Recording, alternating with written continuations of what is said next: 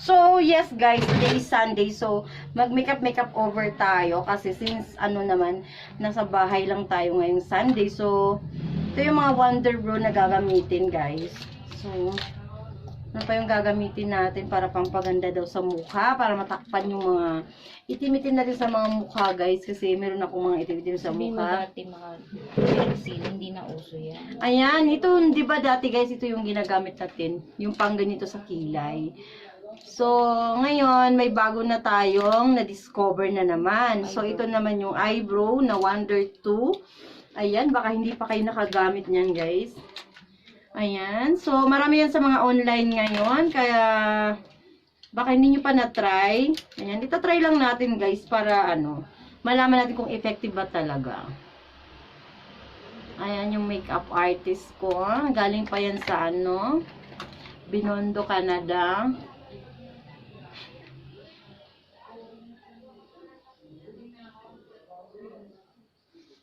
Guys, maganda na ako guys. Charot lang.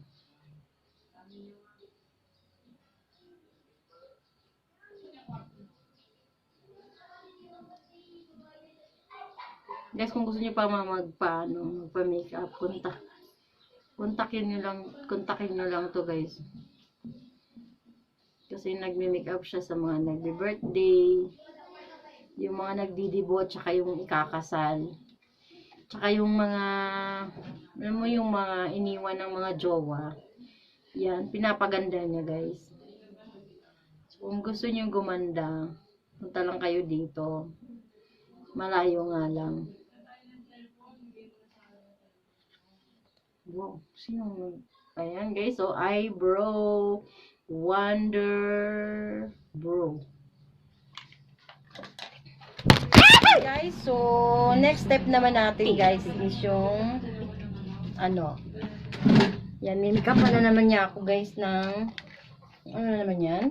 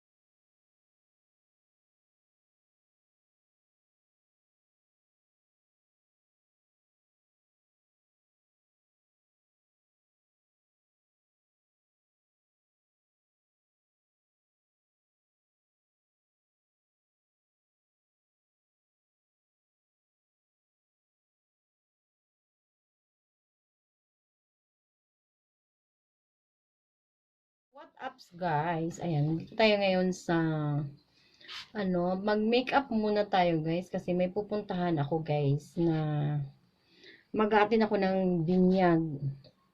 Kasi yung kumadre ko na galing sa Canada ay bumalik na. At magpapabinyag daw yung apo niya. Kaya naman imbitado ang bruha. Si Bisaya Kuday.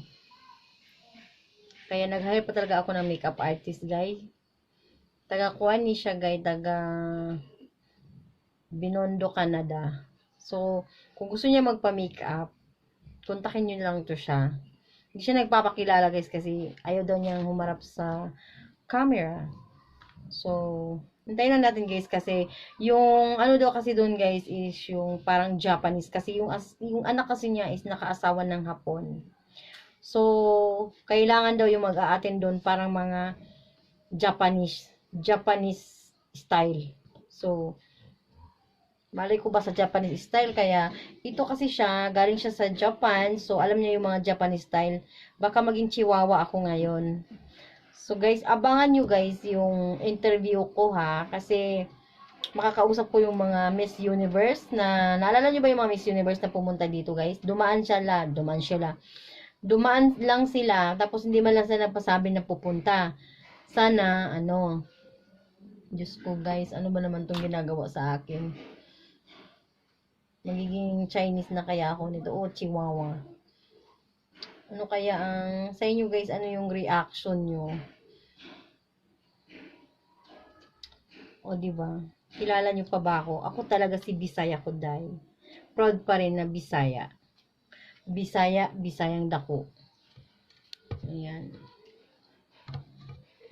Kasi magkalimot mo sa akin guys na nabuang naman siya. So, nabuang naman sa whitey. Ginutabang, mananabang. Grabe man yung pang makeup eh. Basin guys, makita ko sa Hapon. Yung asawa ko noon guys, yung Hapon.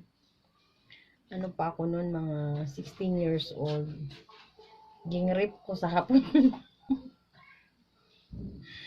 Tapos, namabili naman niya ako siya rin. Tanaw naman no. Naginuo ko. Ihanda mo na ang trahe di boda. Parang hindi binyag yung pupuntahan ko, kasal yata. Tingnan mo naman. Makikilala niyo pa ba ako? Actually, si Bisaya Kuday pa rin to.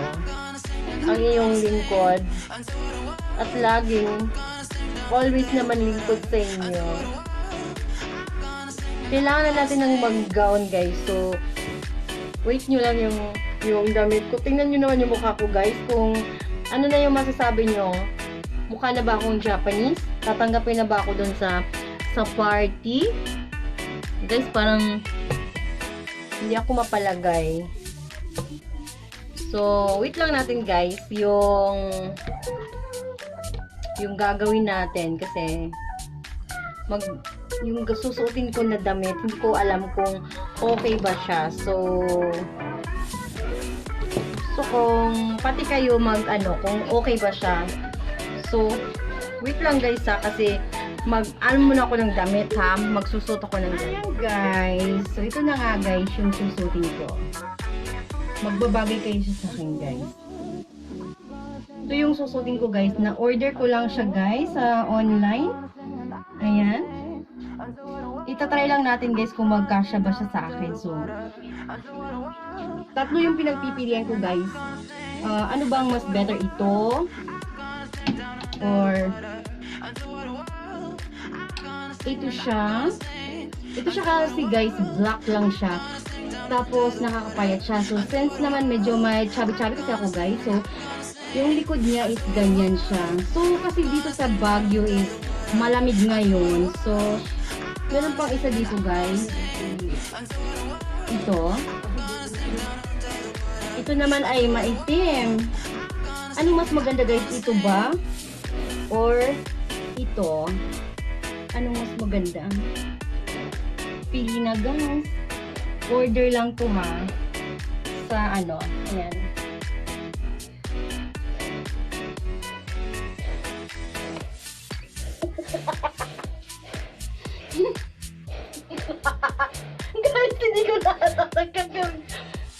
Na-amaze ako guys sa makeup ko talaga. Promise.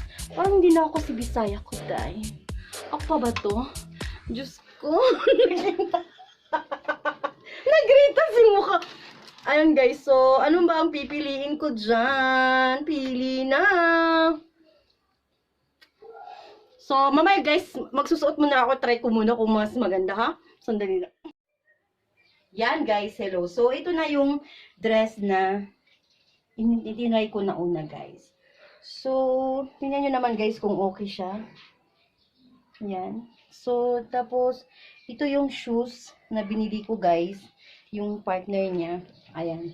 So, okay ba? Yung hindi ba masyadong, pwede ba siya guys? Tingnan nga natin sa labas. Lalakad lang tayo guys. Ayan. Ayan. So, ganyan.